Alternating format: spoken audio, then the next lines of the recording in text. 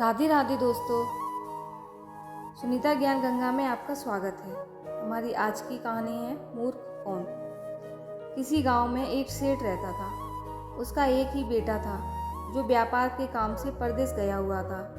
सेठ की बहू एक दिन कुएं पर पानी भरने गई। घड़ा जब भर गया तो उसे उठाकर कुएं के मुड़ेर पर रख दिया और अपना हाथ मुंह धोने लगी।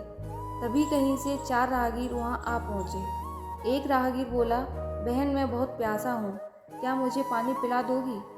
सेठ की बहू को पानी पिलाने में थोड़ी झिझक महसूस हुई, क्योंकि वह उस समय कम कपड़े पहने हुई थी। उसके पास लोटा या गिलास भी नहीं था जिससे वह पानी पिला देती। इसी कारण वहाँ उन राहगीरों को पानी पिलाना उसे ठीक नहीं लगा। बहू ने उससे पूछा, आप कौन हैं? राहगीर ने कहा, मैं एक यात्री हूँ।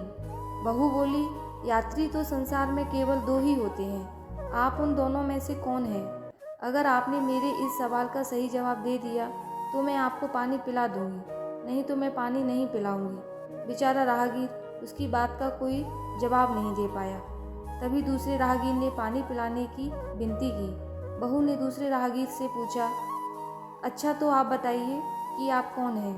दूसरा राहगीर तुरंत बोल उठा, मैं तो एक गरीब आदमी हूँ। सेठ की बहू बोली, भैया गरीब तो केवल 2 ही होते हैं, आप उनमें से कौन हैं? प्रश्न पूछकर दूसरा राहगीर चकरा गया। उसको कोई जवाब नहीं सूझा तो वह चुपचाप हट गया।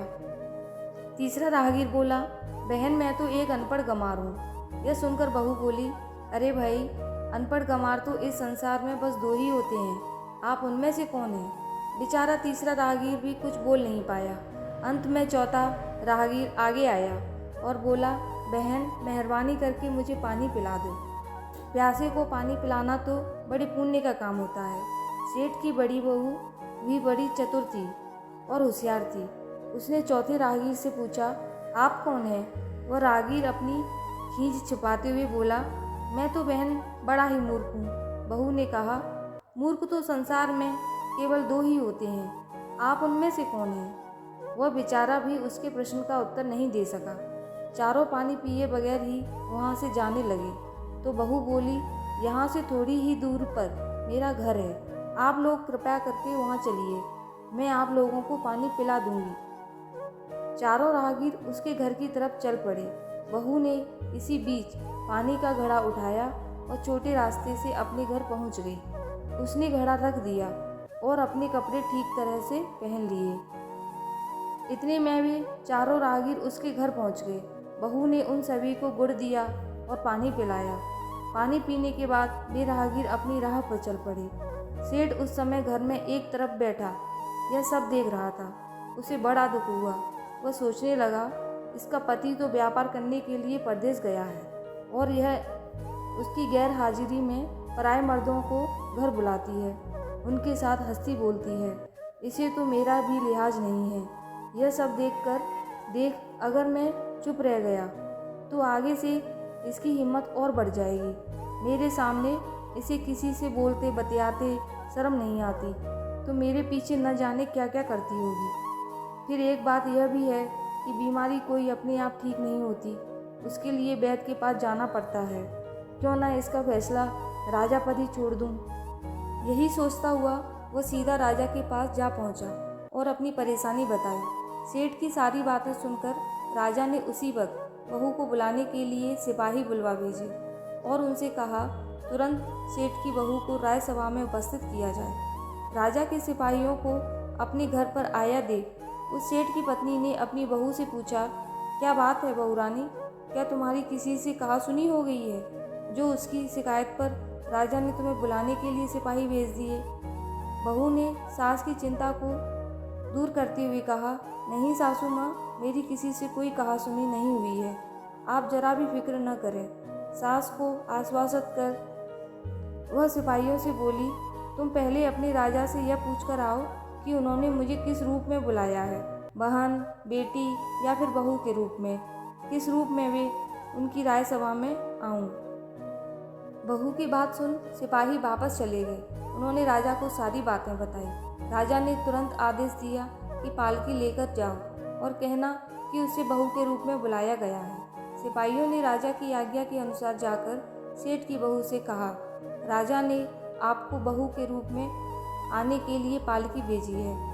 बहू उसी समय पालकी में बैठकर राजसभा में जा पहुंची।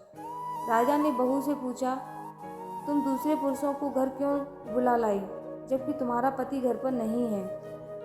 बहू बोली, महाराज, मैंने तो केवल कर्तव्य का पालन किया है। प्यासे पथिकों को पानी पिलाना कोई अपराध नहीं है, यह हर गृहिणी का कर्तव्य है। जब मैं कुएं पर पानी भरने गई थी तब तन पर मेरे कपड़े अजनबियों के सम्मुख उपस्थित होने के अनुरूप नहीं थे। इसी कारण उन राहगीरों को कुएं पर पानी नहीं पिलाया। उन्हें बड़ी प्यास लगी थी, मैं उन्हें पानी पिलाना चाहती थी, इसीलिए उनसे मैंने मुश्किल प्रश्न पूछे। जब वे उनका उत्तर नहीं दे पाए तो उन्हें घर बुला लाए। घर पहुंचकर ही उन्हें पानी पिलाना उचित था। राजा को बहू की बात ठीक लगी। राजा को उन प्रश्नों के बारे में जानने की बड़ी उत्सुकता हुई जो बहू ने चारों राहगीर से पूछे थे। राजा ने सेठ की बहू से कहा, भला मैं भी तो सुनूं कि वे कौन से प्रश्न हैं जिनका उत्तर वे लोग नहीं दे पाए। बहू ने तब वे सभी प्रश्न दोहरा दिए। बहू के प्रश्न सुन राजा और सभासद चकित रह गए। फिर राजा ने उनसे कहा, तुम ठीक ही इन प्रश्नों के उत्तर दो।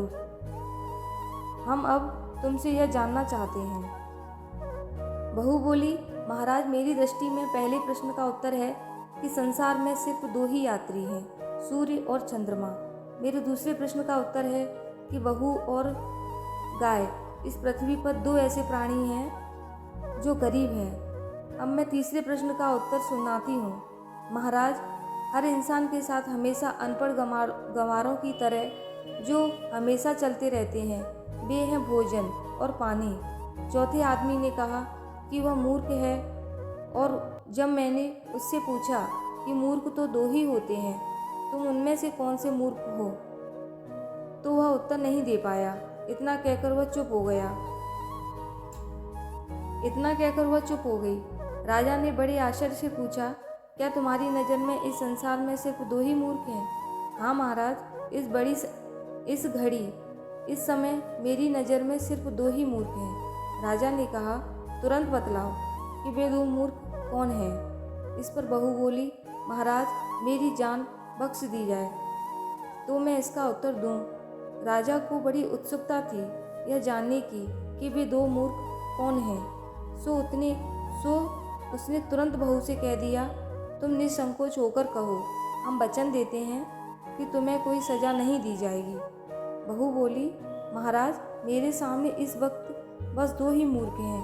फिर अपने ससुर की ओर हाथ जोड़कर कहने लगी, पहले मूर्ख तो मेरे ससुर जी हैं, जो पूरी बात जाने बिना ही अपनी बहू की शिकायत राज दरबार में की। अगर इन्हें शक हुआ ही था तो यह पहले मुझसे पूछ तो लेते, मैं खुद ही इन्हें सारी बातें बता देती। इस तरह घर परिवार की बेइज्जती तो नहीं होती। ससुर को अपनी गलती का एहसास हुआ। उसने बहू से माफ़ी मांगी। बहू चुप रही। राजा ने तब पूछा, और दूसरा मूर्ख कौन है? बहू ने कहा, दूसरा मूर्ख खुद इस राज्य का राजा है, जिसने अपनी बहू की मान मर्यादा का जरा भी ख्याल नहीं किया और सोचे समझे बिना ही बहू को भरी राजसभा में बुलवा लिया। बहू की बात सुनकर राजा पहले तो क्रोध में आग बबूला हो गया, परंतु तभी सारी बातें उसकी समझ में आ गई। समझ में आने पर राजा ने बहू को उसकी समझदारी और चतुराई की सराहना करते हुए उसे ढेर सारे पुरस्कार देकर सम्मान सहित विदा किया। तो दोस्तों, ये कहानी कैसी लगी लाइक और कमेंट में ज़रूर बताना, और चैनल को सब्सक्राइब करना न भूलना। तो मिलते हैं नए वीडियो के साथ, तब तक के लिए राधे राधे।